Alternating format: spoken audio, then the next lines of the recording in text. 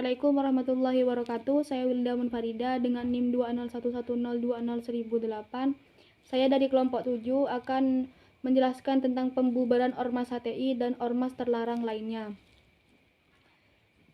Akhirnya, Ormas Hizbut Tahrir Indonesia yang disingkat dengan HTI dibubarkan. Tepatnya pada tanggal 19 Juli 2017. Pembubaran ini diumumkan oleh Menteri Polkam RI Wiranto melalui Perpu nomor 2 tahun 2017 yang mengubah Undang-Undang nomor 17 tahun 2013. Pemerintah melakukan pembubaran terhadap Ormas HTI. Meski sebagian kalangan mempertanyakan situasi genting yang melatari Perpu ini, pemerintah tetap bersikukuh dengan membubarkan Ormas HTI. Dalam press release-nya, juru bicara pemerintah, Wiranto menegaskan alasan pembubaran HTI, yaitu yang pertama, HTI tidak melakukan peran positif untuk mengambil bagian dalam proses pembangunan guna mencapai tujuan nasional.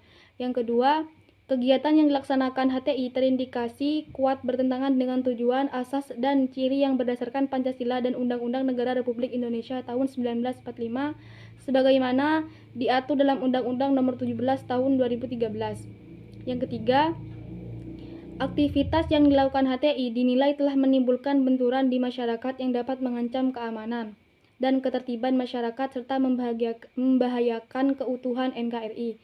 Terima kasih. Selanjutnya akan dilanjutkan oleh teman saya.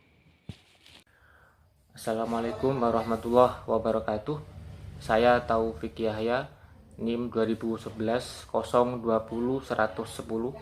Saya akan melanjutkan presentasi dari kelompok kami. Masa HTI pun protes, di mana-mana mereka lalu melakukan demonstrasi besar-besaran.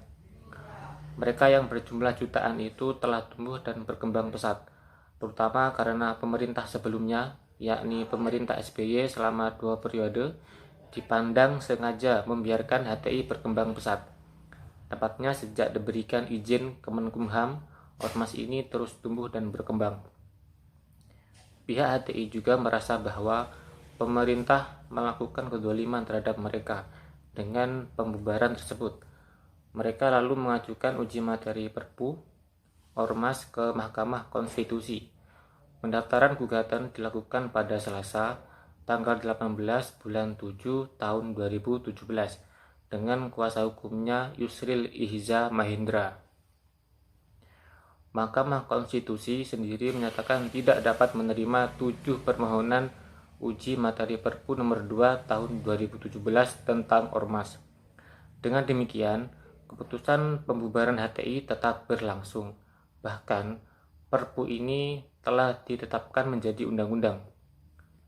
Dalam pandangan penulis, kalaupun toh kesalahan pemerintah, maka dalam pandangan penulis hanya satu, yaitu tidak melalui prosedur pengadilan yang dipersyaratkan dalam undang-undang. Hanya jika ini dilakukan, maka ini akan sangat panjang. HTI dikhawatirkan akan menjadi kekuatan besar. Sekian presentasi dari saya. Wassalamualaikum warahmatullahi wabarakatuh. Assalamualaikum warahmatullahi wabarakatuh.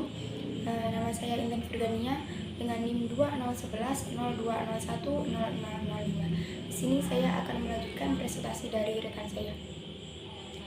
Dalam konteks inilah, maka sangat tepat diungkapkan kaidah tasyaruful imam ala royah manatun bil maslahah. Kebijakan pemerintah atas rakyatnya itu harus didasarkan pada kemaslahatan. Pembubaran HTI adalah kemaslahatan karena HTI merongrong NKRI dan Pancasila dengan berbagai slogan pemerintah kafir, tauhid, dan sebagainya. Jika dibiarkan, maka NKRI di masa yang akan datang akan bubar atau dalam jangka pendek akan terjadi konflik horizontal antar elemen anak bangsa. Sesungguhnya yang sama dengan HTI adalah Partai Komunis Indonesia.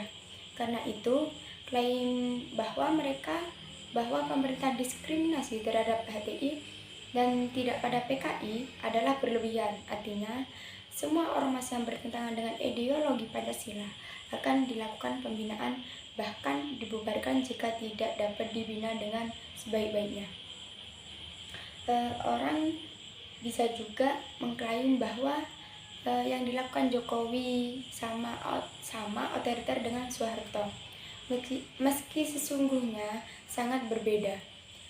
Jokowi menimbang betul manfaat dan mudarat kebijakannya untuk meneguhkan dan memperkokoh NKRI. Jika ini tidak dilakukan, maka justru akan memunculkan kekhawatiran robohnya NKRI. Sekian dari saya. Wassalamualaikum warahmatullahi wabarakatuh.